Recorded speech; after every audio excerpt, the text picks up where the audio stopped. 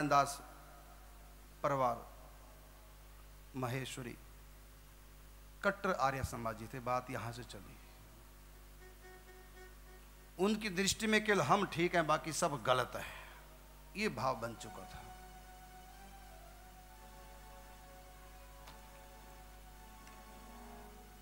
बेटी थी इनकी जिसका नाम था धनवंती।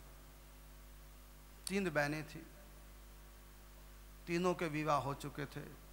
बीच वाली थी धनवंती। विद्या, दया और धनवंती, ये 3 बहनें। अभी विवाह हुआ ही था धनवंती का, मंझली कन्या का। पति की मृत्यु हो गई, संतान कोई हुई नहीं थी। 16-17 साल की आयु थी। बड़ी दुखी हुई। दुख तो है ही है स्त्री के लिए। अपने पिता के पास आकर जयपुर में ही रहने लगी थी। हमेशा दुखी रहती थी। और ऐसा दुख जो किसी को निवेदन भी नहीं किया जाता, भीतर भीतर घुट के रहती थी। सत्संग कथाओं में कहीं जा नहीं सकती थी।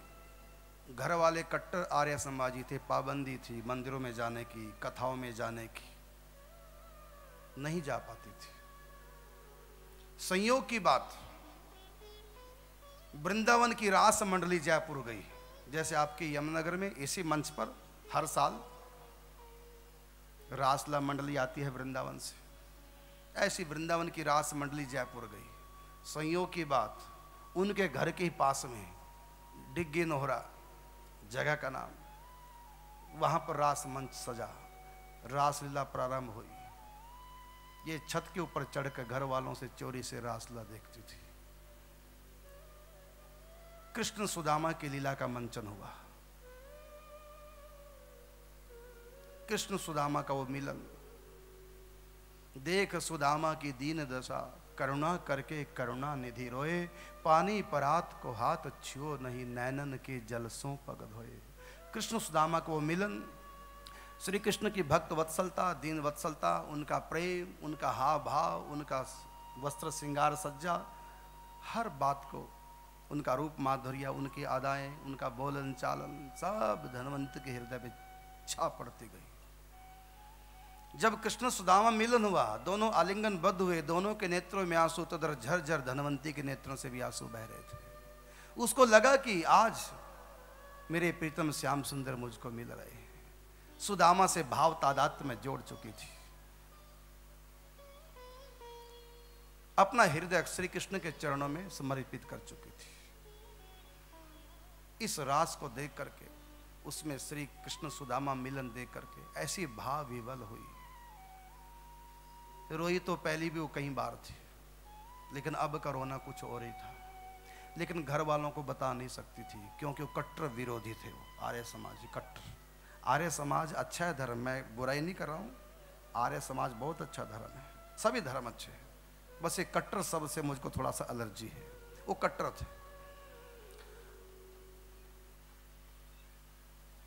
इसलिए घर वालों से चोरी से अपने रोती थी प्रभु के लिए। बाद में इनके एक मोसेरा भाई था, रूप माधुरी जी महाराज। ये भी बड़े अच्छे संत हैं, बड़े सिद्ध महापुरुष हैं वृंदावन के। रूप माधुरी जी अभी कुछ समय पहले हुए हैं। इनकी कथा भी ब्रज के भक्त में है। ये धनवंती के मोसेरे भाई थे। इनका संग मिल गया। इनका वो विरोध नहीं कर सकते थे, क्योंकि मोसेरे भाई है, पारिवारिक सदस्य है, कैसे रोक सकती है। वो आकर के चोरी चोरी से एकांत में मिलकर धनवंती को श्री कृष्ण महिमा बताते थे। अपने गुरुदेव की महिमा बताई। जयपुर में ही एक आश्रम है जिसका नाम है सरस कुंज, आज भी है वो। उस सरस कुंज के जो महापुरुष थे संत, उनका नाम था सरस माधुरी जी महाराज। सुख संप्रदाय के बड़े सिद्ध संत हुए हैं, जो सेवा सुख पत्रिका पढ़ते हैं, जो आश्रम से प्रकाशित होती है गोवर्धन से। अभी कई महीने पहले कई एपिसोड आए हैं इन्हीं महापुरुष के। इनके जो आदि गुरु हैं श्यामचरण दास जी महाराज, समझ आपको आ गया होगा। 3-4 महीने लगातार उनका जीवन चरित्र सेवा सुख पत्रिका से प्रकाशित हुआ था। आपके पास में जो शुकताल है, यहीं पर श्री सुखदेव जी ने प्रकट होकर के श्यामचरण दास जी महाराज को दीक्षा दी थी, गोपाल मंत्र की, निकुंज भाव की उपासना बताई थी। उन्हीं के गुरु परंपरा में सरस माधुरी जी महाराज, इनके शिष्य थे रूप माधुरी जी, धनवंती के मौसेरे भाई। एक दिन घर वालों से चुप के, घर वालों को पता ना चले, किसी बहाने से ले गए, अपने गुरुदेव भगवान सरस माधुरी जी से दीक्षा दिला दी। अपने संप्रदाय के रीति रिवाज सब बता दिए, उपासना बता दी। अब चोरी चोरी से भजन चिंतन करती थी, नाम जप, प्रभु का चिंतन। कई बार बीच बीच में मार्केट जाने के बहाने से, रिश्तेदारी में जाने के बहाने से निकल पड़ती थी घर से, और चली जाती सीधा सरस कुंज गुरुदेव के दर्शन करने, सत्संग सुनने। बाद में लोगों से पता चलता था आपकी बेटी को हमने सरस कुंज में देखा है, तो घर वाले फिर डांटते थे, फटकारते थे, तुम हमारी इज्जत का ख्याल करो, इस उम्र में तुम अकेली जाती हो, क्या कहेंगे दुनिया वाले, और क्या रखा है, कहां जाती हो कृष्ण की भक्ति करते, घर में रहो। रोक दिया। कृष्ण का विरोध करते, गालियां तक दे देते थे। बेचारी मन महसूस के रह जाती थी, रोती थी, क्या करूं। अब तो कृष्ण भक्ति का घर वालों को अच्छी प्रकार से पता चल चुका था कि हमारी बेटी कृष्ण के रंग में रंग गई। अभी कृष्ण का रंग कैसे छूटे, तो भागवत जी की, संतों की, धाम की बुराइयां करते थे, उसको बड़ा दुख होता था उस समय। सोचा कि यहां तो अपराध पड़ेगा रहने से, त्याग देती हूं मायके को, चलो अपनी ससुराल चलती हूं। यद्यपि मेरा कोई वहां है तो है नहीं, लेकिन चलो उस घर में मेरी डोली गई, कुछ तो मेरा अधिकार हाई है। भली पति का साया सिर से उठ गया, मेरे सास ससुर जेवरेट जेठ सब हैं। तो चली गई ससुराल। वहां कृष्ण भक्ति में रोक तो थी नहीं, खुल के कृष्ण भक्ति करती थी, सत्संग कथा कीर्तन करती थी। लेकिन कुछ समय बाद ससुराल वाले भी उसको बोझ मानने लगे। दिन रात भक्ति में रहती है, करती कुछ नहीं है, हिस्सा पूरा मिले मांगेगी, आधे की हिस्सेदार बन रही है, करती कुछ नहीं, भक्ति में लगी रहती है। ये आई क्यों यहां पर? व्यवहार से धनवंती को पता चल गया कि अब मैं इस घर में भी बोझ बन चुकी हूं। मायके में मेरी भक्ति बोझ बनी है और ससुराल में मैं स्वयं बोझ बन गई, मैं कहां जाऊं। कोई इसे प्रेम से नहीं बोलता था, धीरे धीरे सब कटने लगे धनवंती से ससुराल वाले। अब काहे को आई है, जा अपने घर। फिर बेचारी अपना पूजा पाठ का सामान लेकर के ससुराल से फिर मायके आ गई। बहुत बड़ा गम लगा, यहां भक्ति नहीं करने देते, वहां मुझको नहीं टिकने देते, मायके में मेरे कृष्ण को नहीं टिकने दे रहे हैं और ससुराल में मुझको नहीं टिकने दे रहे हैं। हम भला दोनों अलग अलग कैसे हो सकते हैं? अब तो मुझको मेरे कृष्ण से मेरी मौत भी अलग नहीं कर सकती। लेकिन घर वाले प्रतिबंध लगा देते हैं, अब तुम सरस कुंज नहीं जाओगी, आश्रम में नहीं जाओगी। बड़ी दुखी हुई, गम में बीमार पड़ गई, बिस्तर पे लग गई, खाना पीना सब सूख गया, हर समय रोती रहती थी। एक दिन अपने गुरुदेव भगवान को याद कर रही थी कि गुरुदेव, मैं तो आपके चरणों में नहीं आ पाती, आप ही कृपा करो, इस अभागी को आके दर्शन दो। अपने गुरुदेव से प्रार्थना कर रही थी, ये था कि आज कल में से ये छूट जाएगा।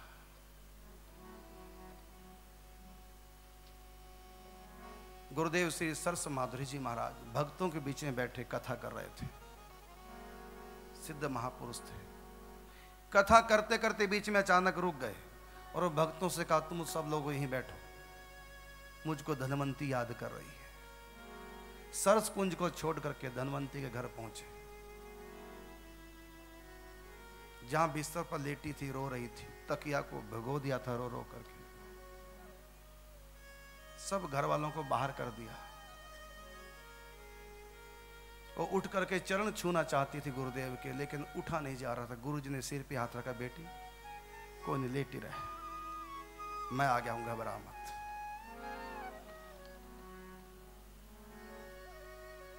अपने दुख निवेदन किया, अब मैं क्या करूं? मत रो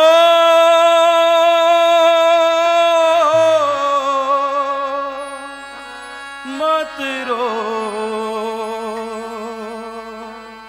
मत रो,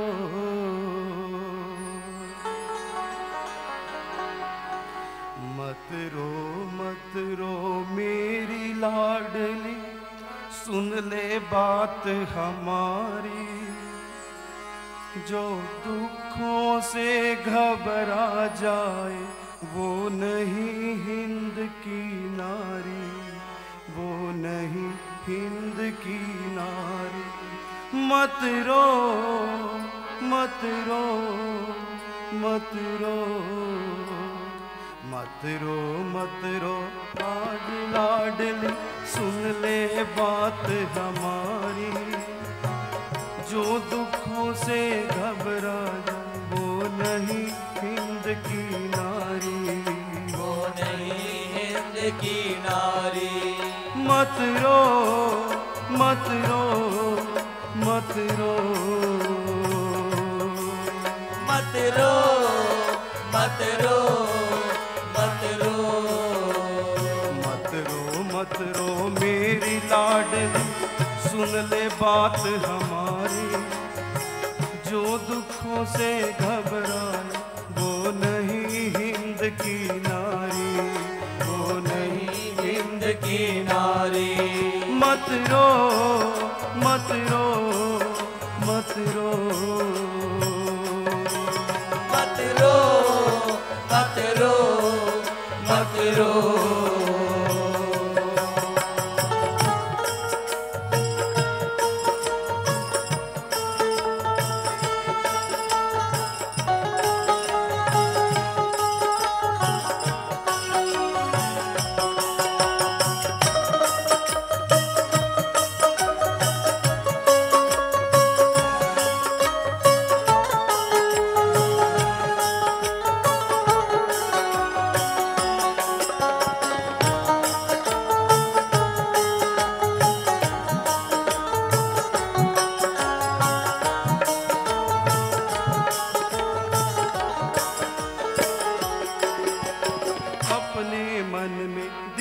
जला के कर ले उजाला गोरी, कर ले उजाला कोई।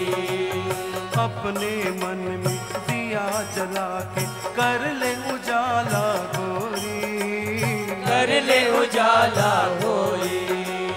दिल के ऊपर पत्थर रख ले, रोना है कमजोरी, रोना है कमजोरी।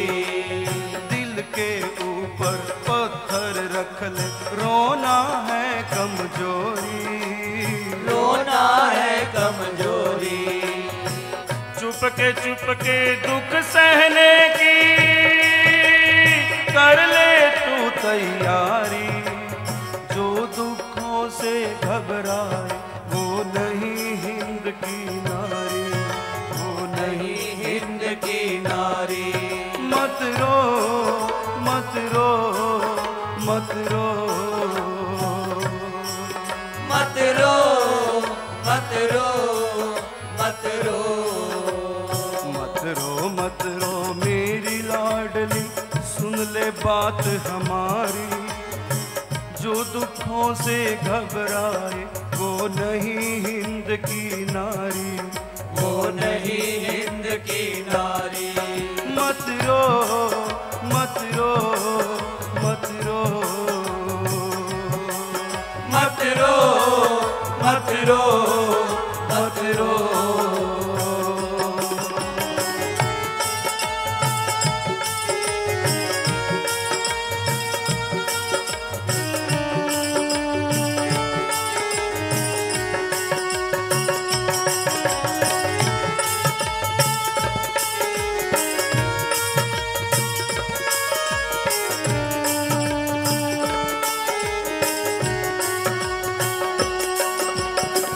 किसका चला है जोर भाग्य पर, रख तू हरि पे भरोसा, रख तू हरि पे भरोसा। किसका चला है जोर भाग्य पर, रख तू हरि पे भरोसा, रख तू हरि पे भरोसा। हर जीवन थाली में प्रभु ने दुख भी यहाँ है परोसा, दुख भी यहाँ है भरोसा। पता नहीं किस भेष में दाता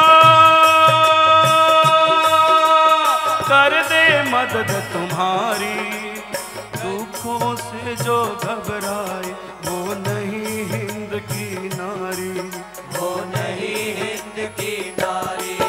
मत रो मत रो मत रो,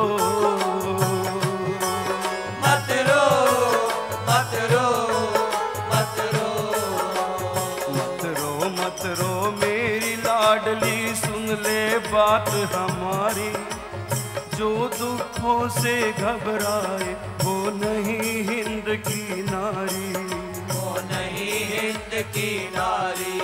मत रो मत रो मत रो,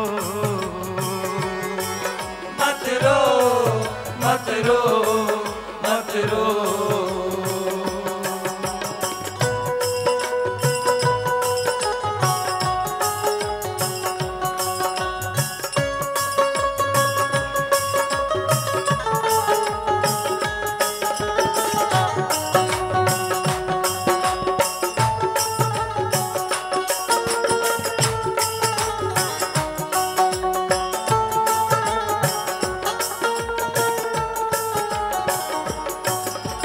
भारत की नारी की आंखें सब आंखों से न्यारी, सब आँखों से न्यारी।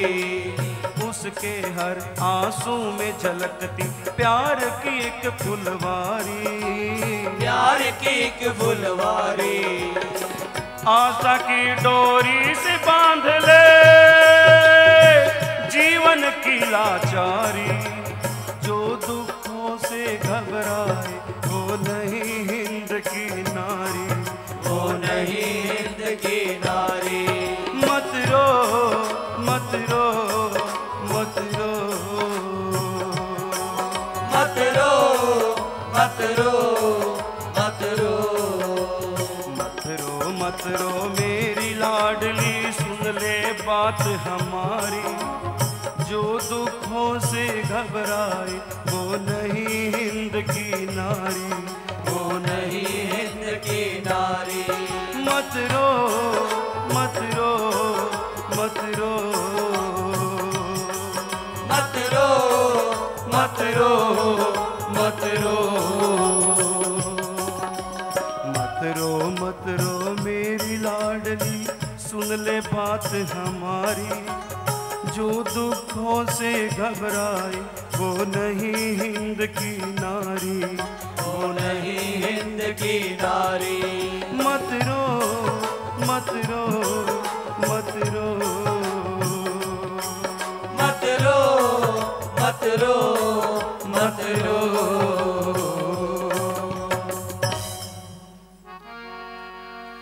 किसका चला है जोर भाग्य पे, रख तू हरि पे भरोसा, रख तू हरि पे भरोसा,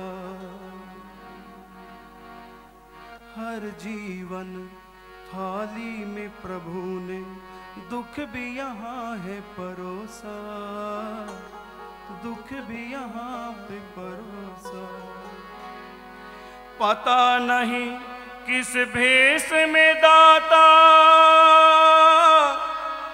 कर दे मदद तुम्हारी, जो दुखों से घबरा जाए वो नहीं हिंद की नारी, वो नहीं हिंद की नारी। मत रो मत रो मत रो,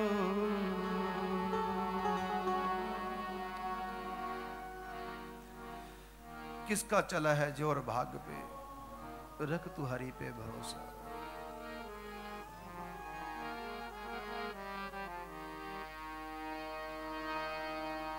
तेरी बिगड़ी सब बन जाई, भजन में देर न कर मेरे भाई, भजन में देर न कर मेरे भाई। तेरी बिगड़ी सब बन जाई, भजन में देर न कर मेरे भाई, भजन में देर न कर मेरे भाई, भजन में देर न कर मेरे भाई, भजन में देर न कर मेरे भाई।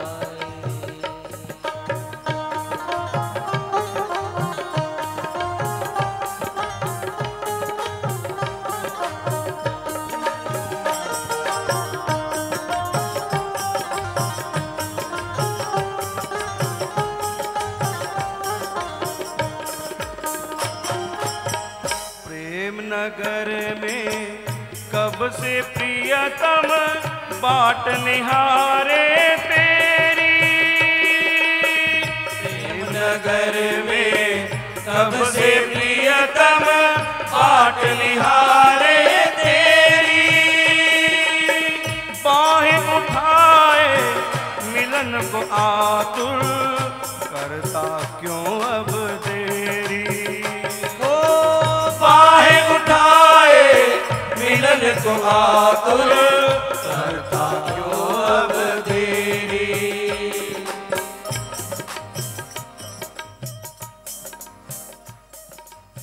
प्रेम नगर में कब से प्रियतम बाट निहारे तेरी। बाहें उठाए मिलन को आतुर, करता क्यों अब देरी। ओ बाहें उठाए मिलन को आतुर, करता क्यों अब देरी।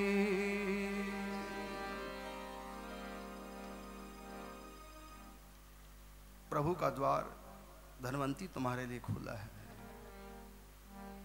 प्रभु से प्रार्थना करो, तुम्हारी इच्छा को पूर्ति अवश्य होगी। मैं तुमको आशीर्वाद देता हूं, तुम्हारी भावना को देख करके तू रो मत। तुमको अवश्य एक दिन वृंदावन का वास होगा। तुम्हारे द्वारा अनेक लोगों का कल्याण होगा। बहुत भटकों को राह मिलेगी तुम्हारे द्वारा। तो अपनी शक्ति को पहचान। दुनिया उजड़ गई तो कौन सा घाटा हो गया। ये तो एक दिन वैसे भी उजड़नी है।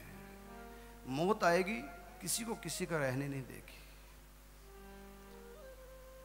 पगली संसार की यही सच्चाई है। हर व्यक्ति, हर आत्मा यहां अकेली है। प्रभु के बिना हर व्यक्ति अनाथ है।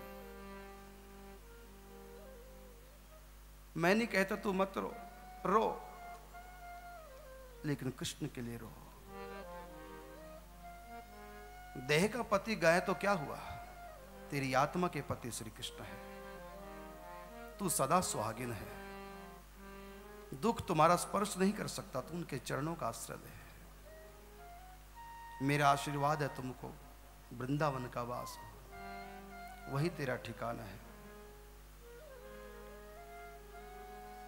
गुरुदेव भगवान ने सहारा दिया, शिक्षाएं दी हैं, अनेक प्रकार के उपदेश दिए हैं, और मिल करके फिर चले गए सरसकुंज आश्रम में। अब इसको एक सहारा मिल चुका था, गुरुदेव की कृपा का आश्रय, उनके सदुपदेश। गुरुदेव एक नई जान, एक प्राण फूंक गए थे धनवंती के लिए, और इशारा कर गए थे तुम्हारा स्थायी निवास वृंदावन है, वो तुम्हारे प्रीतम का देश, तू वहीं जा।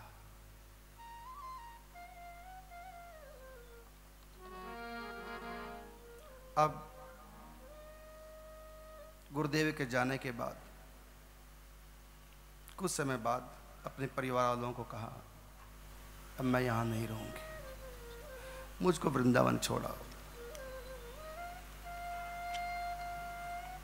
घर वाले कैसे मानते? एक तो वैसे कट्टर थे अपने धर्म से, दूसरे फिर बेटी भी तो है ना, 17 साल की बेटी, नौजवान, कैसे भेज दिया अकेले?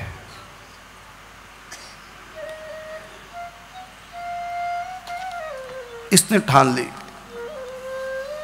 लेकिन घर वाले कहते हैं बेटी तू अब बच्ची नहीं है, सियानी हो गई है, लोग क्या कहेंगे, लोग हमको जीने देंगे, और मैं यहाँ का जो राजघराना है उसका पारिवारिक वैद्य भी हूँ, कितनी प्रतिष्ठा है मेरी जयपुर में, कोई मुझको घर से बाहर निकलने देगा? मैं मुंह दिखाने लायक रहूँगा? लोक लाज, कुल रीत मर्यादा कुछ तो ध्यान रख। लेकिन उसके हृदय में पिता की बात लगी नहीं, भीतर से ठान लिया कि ऐसे भेजेंगे ठीक है, नहीं तो मैं चली जाऊंगी छोड़ के। कई बार प्रार्थना की घर वालों से, उल्टा डांट पड़ती थी, ज्ञान की बातें झाड़ने लग जाते थे, लेकिन हृदय की कौन जाने। मीरा कहती है, बाबुल वैद बुलाइया, पकड़ दिखाई मारी बाहा, मूर्ख वैद मरम न जाने, कसक कलेजे महा।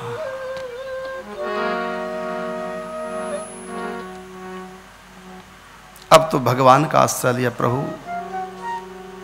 गुरुदेव ने तो कृपा कर दी, लेकिन रास्ता कैसे साफ हो, घर वाले जाने ही नहीं दे रहे हैं। दासी हूँ मैं तेरी, रख पास मेरे सांवरे, करके दया दे ब्रजवास मेरे सांवरे। दासी हूँ मैं तेरी, रख पास मेरे सांवरे, करके दया दे ब्रजवास मेरे सांवरे। दासी हूँ मैं तेरी, दासी हूँ मैं तेरी, रख पास मेरे सांवरे, करके दया दे ब्रजवास मेरे सांवरे।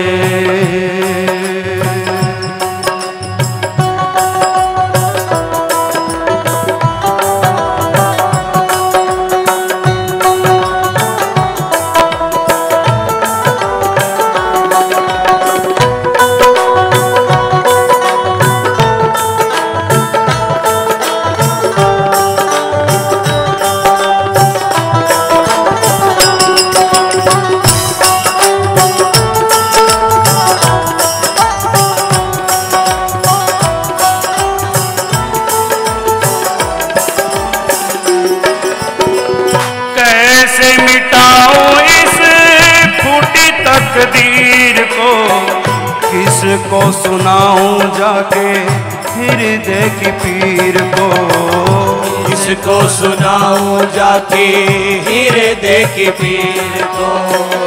कैसे मिटाऊं इस फूटी तकदीर को, किसको सुनाऊं जाके हृदय की पीर को।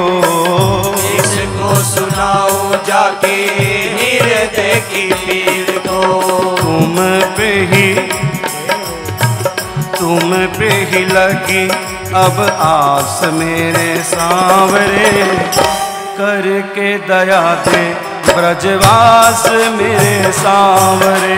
दासी हूँ मैं तेरी, ओ दासी हूँ मैं तेरी, रख पास मेरे सांवरे, करके दया दे ब्रजवास मेरे सांवरे।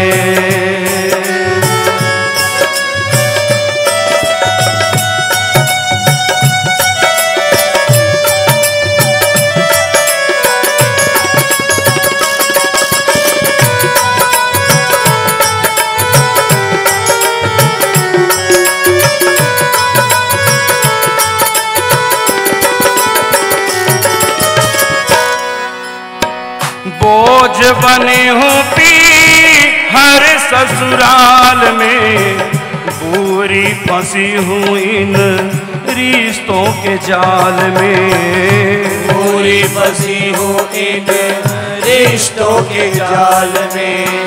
बोझ बनी हूँ पी हर ससुराल में, पूरी फंसी हूँ इन रिश्तों के जाल में, पूरी फंसी हूँ इन रिश्तों के जाल में।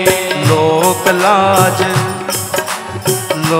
लाज गले पड़ी फांस मेरे सांवरे, करके दया दे ब्रजवास मेरे सांवरे। दासी हूँ मैं तेरी, ओ दासी हूँ मैं तेरी, रख पास मेरे सांवरे, करके दया दे ब्रजवास मेरे सांवरे।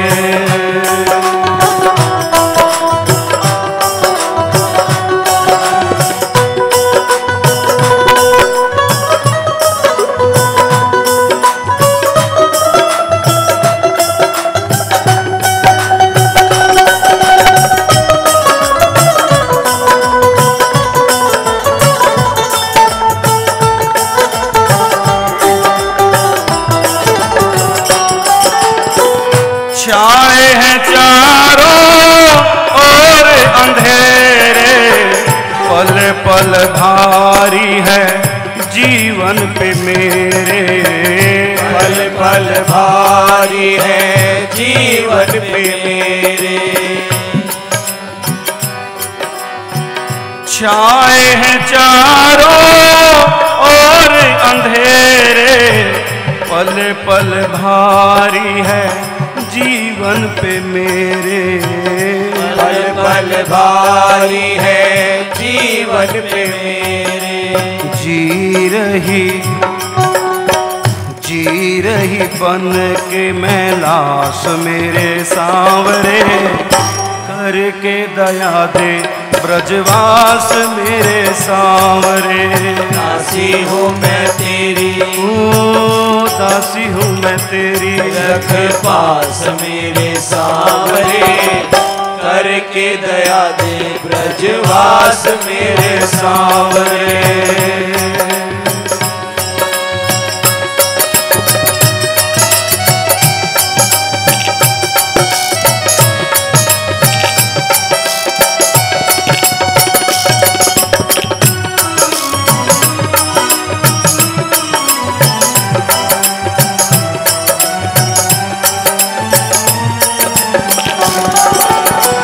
उजड़ी है दुनिया रहा नहीं कोई, दुख ने सताया पर फिर भी न रोई, दुख ने सताया पर फिर भी न रोई। उजड़ी है दुनिया रहा नहीं कोई, दुख ने सताया पर फिर भी न रोई, दुख ने सताया पर फिर भी न रोई। तेरे बिन आज मैं उदास मेरे सांवरे, करके दया दे ब्रजवास मेरे सांवरे। दासी हूँ मैं तेरी, ओ दासी हूँ मैं तेरी, रख पास मेरे सांवरे, करके दया दे ब्रजवास मेरे सांवरे। दासी हूँ मैं तेरी, ओ दासी हूँ मैं तेरी, रख पास मेरे सांवरे, करके दया दे ब्रजवास मेरे सांवरे। दासी हूँ मैं तेरी, ओ दासी हूँ मैं तेरी, रख पास मेरे सांवरे, करके दया दे ब्रजवास मेरे सांवरे। ओ करके दया दे ब्रजवास मेरे सांवरे, करके दया दे ब्रजवास मेरे सांवरे। उजड़ी है दुनिया रहा नहीं कोई,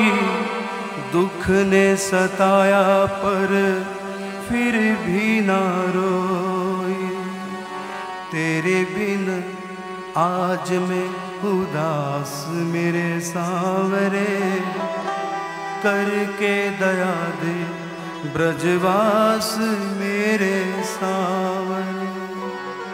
दासी हूँ मैं तेरी रख पास मेरे सांवरे, करके दया दे ब्रजवास मेरे सांवरे। बोल वृंदावन बिहारी लाल की जय। छत पे बैठी है, धूप में रो रही है, प्रभु से प्रार्थना कर रही है, क्या करूं? लोक लाज गले पड़ी फांस मेरे सांवरे। उसी समय रोते रोते ने सुना हल्ले गुल्ले की आवाज आ रही है। ये शोर शराबा ही कैसा है? गली में से नीचे से शोर हो रहा था। ऊपर से छत से झांका, देखा सिपाही एक लड़के और लड़की को डांटते हुए फटकारते हुए पकड़ करके ले जा रहे थे थाने में। अवैध संबंध था दोनों का। उस समय जयपुर के राजा माधव सिंह थे। इस गलती को कभी माफ नहीं करते थे।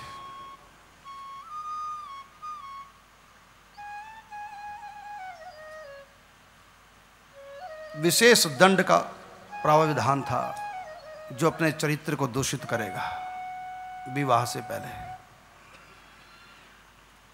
उनको डांटते फटकारते ले जा रहे थे। गली मोहल्ले के लोग कहते थे कि छोड़ दो, ये अपनी गलती को स्वीकार कर लेंगे, माफी मांग लेंगे, दोबारा ऐसी गलती ना हो, इसके लिए वचनबद्ध हो जाएंगे, तो इनको छोड़ दो। राज दरबार में इनको पेश ना किया जाए, नहीं तो सख्त दंड होगा। गली मोहल्लों की बात सुनकर के वो लड़की बोली, क्यों मांगू माफी? मैंने प्यार किया है, कोई खिलवाड़ नहीं किया। मेरे शरीर के भले टुकड़े टुकड़े कोई कर दे, कोई मुझको इनसे अलग नहीं कर सकता।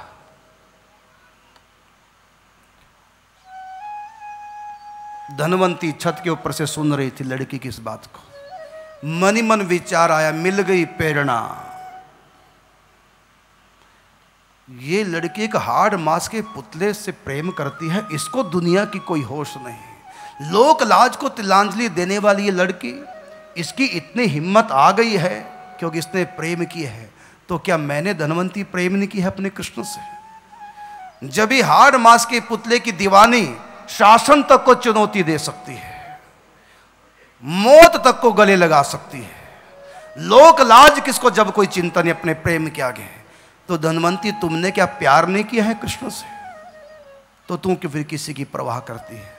तू क्यों सोचती है? फिर निकल पड़ अपने प्रीतम के पास। उसी समय प्रेरणा मिल गई, प्रभु की तरफ से वो घटना घटी, हृदय में उमंग उठी, अब मुझको कोई रोक नहीं सकता। भीतर एक तूफान आई नीचे।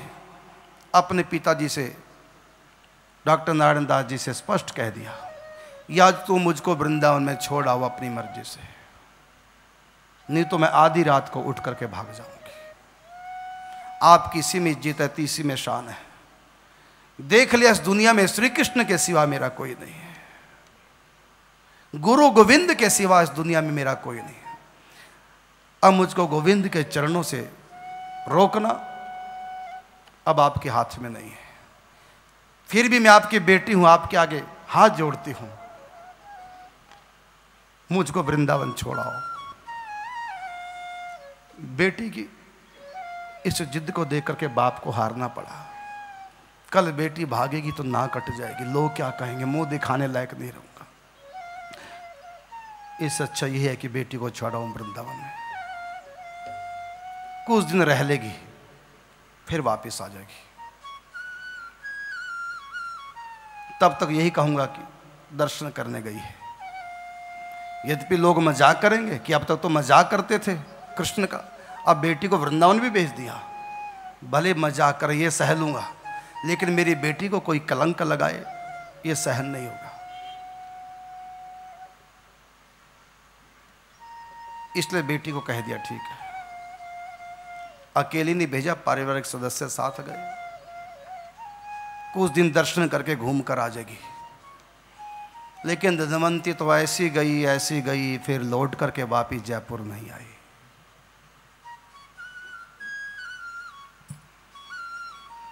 इनसे पहले इनके जो मौसेरे भाई थे रूप माधुरी जी महाराज, इनके गुरु भाई भी थे, मौसेरे भाई भी थे।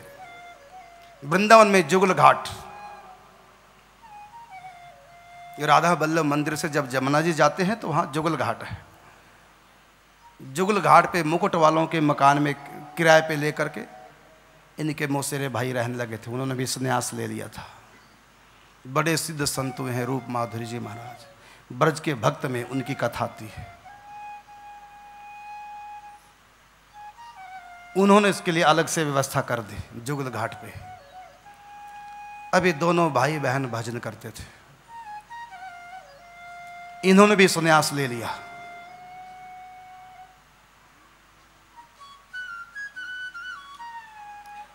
सन्यासी बनकर पीले वस्त्र धारण कर लिए और दोनों भाई बहन भजन में लगे।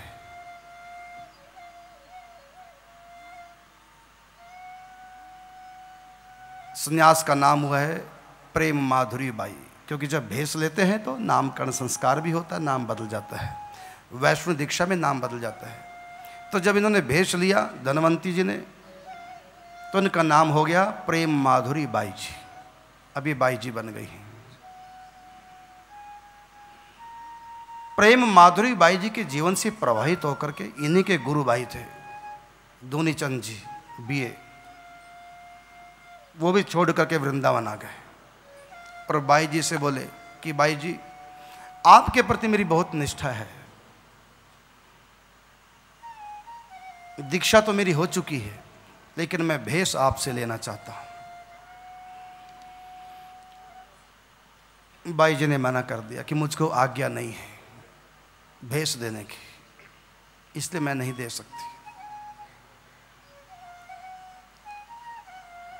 आप अपने संप्रदाय के किसी और संत से, बहुत संत है, किसी से भी भेष ले सकते हैं, हमारे गुरुदेव से भेष ले सकते हैं।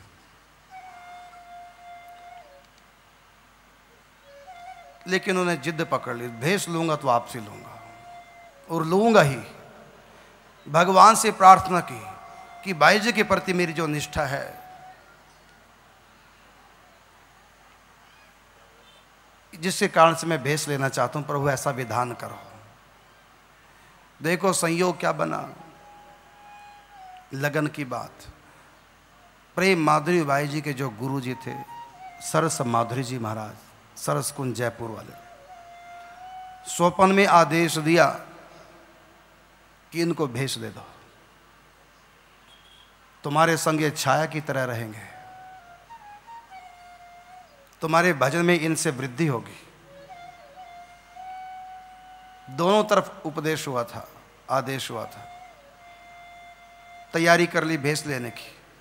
जब भेष दिया प्रेम माधुरी बाई ने,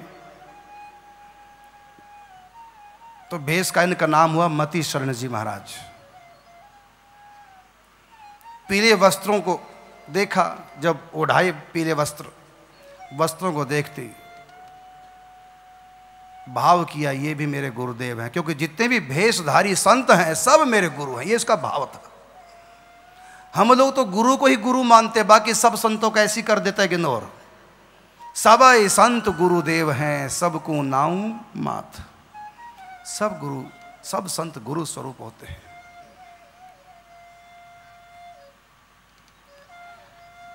अपने शिष्य को जब संत भेष में देखा, जब चोला पहन आया तो दंडवत प्रणाम किया। क्या भाव करके, ये मेरे गुरुदेव भगवान हैं। हर संत जब गुरु है तो मेरा शिष्य भी मेरा गुरु है, क्योंकि इसने भेष ले लिया, संत बन गया, चोला धारण कर लिया इसने। भले मेरा शिष्य है, ये भेष मुझसे लिया, लेकिन हर भेषधारी मेरा गुरु है, ये मेरा भाव। इसलिए ये मेरा शिष्य भी मेरा गुरु है, इसलिए प्रणाम किया। और प्रणाम करके जो ही उठी, गजब हो गए। इनके संप्रदाय के जो आदि गुरु थे श्यामचरण दास जी महाराज शुकताल में स्वयं सुखदेव जी ने प्रकट होकर के श्यामचरण दास जी को दीक्षा दी, उसी परंपरा से थे। तो उस समय मति शरण जी में साक्षात श्यामचरण दास जी के दर्शन हुए। निष्ठा थी। हर संत में हर संत है,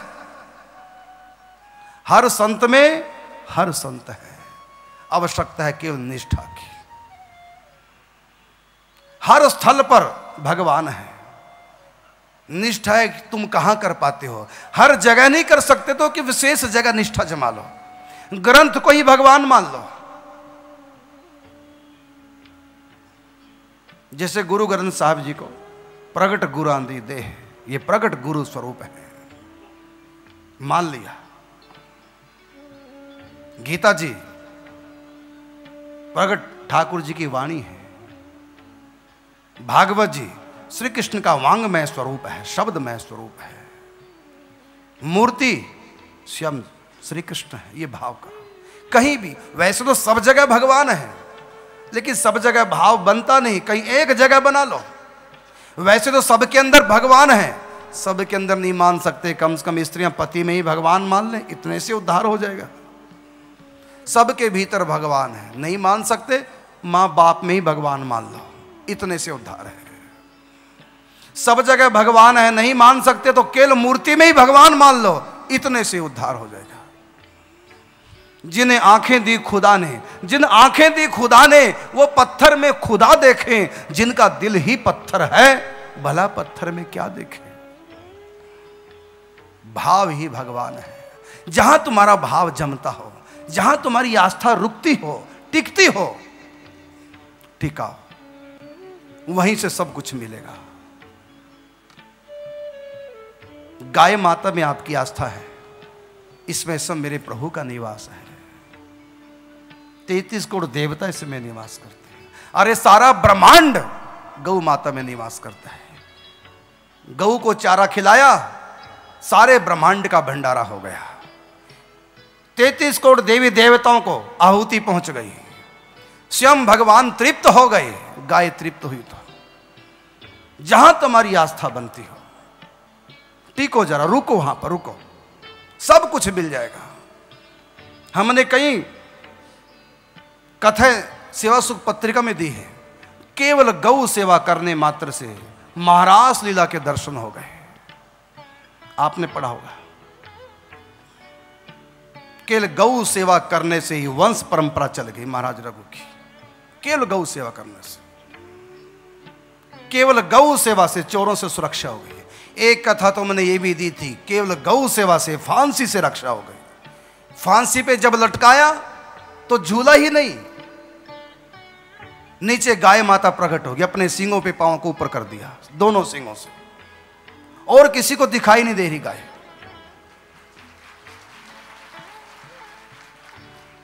जहां भी तुम टिक सको टिको, लेकिन मुझको बड़ा दुख होता है जो जहां टिका है, जब कोई दूसरा धर्म वाला उसकी भावना को ठेस पहुंचाता है, मुझको अपार कष्ट होता है। इसलिए मैं हर धर्म संप्रदाय के व्यक्तियों को कहना चाहूंगा, तुम जहां टिके हो टिके रहो, ईमानदारी से टिके रहो, पकड़ लो वस्तु को, सब कुछ तुम्हारे हाथ पड़ जाएगा। निहाल हो जाओगे, तुम किसी भी धर्म संप्रदाय के क्यों ना हो।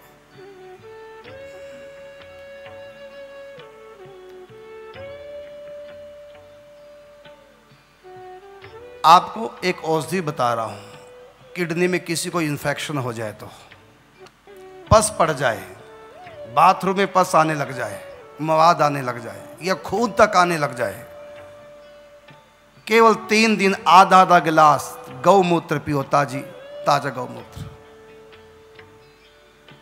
एक बार में पता चल जाएगी, आराम आ गया। मैंने कितनों को बताया। आश्रम में दीदी जी रहती हैं, 17 साल की आयु है, स्वयं डॉक्टर भी हैं, कितने इलाज उन्होंने कर लिए। इस समय सुन भी रहे होंगे टीवी पे बैठ कर मेरी बात को। सब इलाज किए, बड़े परेशान, पस आने लग गई बाथरूम में। हमने कहा गौमूत्र पियो, घर में गाय है, देसी गाय, गौमूत्र पियो। 3 दिन गौमूत्र पिया, बिल्कुल सही हो गया, बिल्कुल ठीक, बिना औषधि के। एक दिल्ली में, शायद वो भी टीवी पे सुन रही होंगी, डॉक्टरों से हार गई, 2-2 हज़ार के इंजेक्शन लगते थे, इन्फेक्शन हो गया किडनी में, मवाद पड़ गई, बाथरूम में पस आने लगी। दुखी होकर के दीदी को फ़ोन किया, दीदी ने अपना अनुभव बताया कि तू भी यही काम कर। उसको ताज़ा गाय का दिल्ली में मूत्र नहीं मिला, वो बाजार का खरीद के पिया, 3 दिन में उसको आराम आ गया, ठीक हो गई, बिल्कुल ठीक है। समय अभी की बात, कोई 3-4 महीने पहले की बात। गाय माता चलता फिरता औषधालय है, गाय माता चलता फिरता औषधालय है, हमारी माँ है ना। क्यों नहीं है राजा? गिरी कहते हैं पहाड़ को, गिरिराज कौन सा है? गिरिराज गोवर्धन को कहते हैं। जानते क्यों? हिमालय की चोटियों पे जहां बर्फ पड़ी है वहां गौ पालन नहीं होता, भेड़ बकरी का पालन होता है। ठाकुर जी ने मथुरा में जन्म लिया है। कहाँ लिया जन्म? मथुरा में। लेकिन मन नहीं लगा, तुरंत कहा मुझको पहुंचा दो। कहाँ? जहां गौ का कुल रहता है, जहां गौ का कुल रहता है। कहाँ? गोकुल पहुंचाओ। मथुरा में माँ बाप भले जन्म दिए हैं, लेकिन मैं यहां नहीं रहता क्योंकि जेल में गौवे नहीं हैं, भले माँ बाप हैं, गाय नहीं ना। इसलिए मुझको कहां पहुंचाओ? जहां गौ का कुल रहता है, गोकुल पहुंचाओ मुझको, जहां 9 लाख गायें रहती हैं, उस गोकुल में। वहां भी पहले गो, बाद में कुल। ठाकुर जी गोपियों से प्रेम क्यों करते हैं? कि गोपी से पहले क्या है? गो और पी, इसलिए भगवान को प्रिय है। वहां भी गो शब्द लगा है। और भगवान के अपने निज धाम का नाम क्या है? गोलोक। गोलोक, गौ माता का लोक। नंगे पांव गौओं के पीछे पीछे जाते, सारी दुनिया कृष्ण के पीछे और कृष्ण गौओं के पीछे, नंगे पांव। नंद बाबा ने कहा कि बेटा आज मत जाओ, तुम्हारे लिए मैंने जूते मंगाए हैं, पगदासियां मंगाई हैं, चप्पल कह लो, कुछ कह लो अपनी भाषा में। नंगे पांव नहीं जाते, कंकर पत्थर चुभ जाएंगे। तो कन्हैया ने कहा बाबा पहले मेरी सब गौओं को जूते पहनाओ, फिर मैं पहनूंगा। बेटा ऐसे कैसे हो जाएगा? फिर ऐसे कैसे हो जाएगा कि मैं जूते पहनूं और गैया नंगे पांव घूमे? बाबा मैं जूता नहीं पहनूंगा, और नहीं पहना। 11 साल तक श्री कृष्ण ने जूते नहीं पहने। क्यों? मेरी गैया नंगे पांव है। इससे अधिक और क्या महिमा होगी? और साधना में भी भगवान को सबसे ज्यादा प्रिय गाय है। साधना में, साधना का मतलब सुनो इसको भी, गौ नाम की महिमा बता रहा हूं आपको मैं। कहा मैं कहीं नहीं रहता, नाहम वसामि वैकुंठे योगी नाम हृदय नच मद भक्ता यत्र गायन्ति। मद भक्ता यत्र गायन्ति तत्र तिष्ठामि नारद। गाय से बना है गायन्ती। नाहम वसामि वैकुंठे योगी नाम हृदय नच मद भक्ता यत्र गायन्ति तत्र तिष्ठामि नारद। मुझको गान बहुत प्रिय है। मैं बंसी में भी गान गाता हूं। गाए गाए सुख लीजिए, गा गा करके सुख लो। और गाय शब्द का अर्थ है गाय माता। गान भगवान को पसंद है क्योंकि गा लगा है। जहां हरि के नाम का होता है गुण गान, वहीं अयोध्या द्वारिका, वहीं बसे भगवान।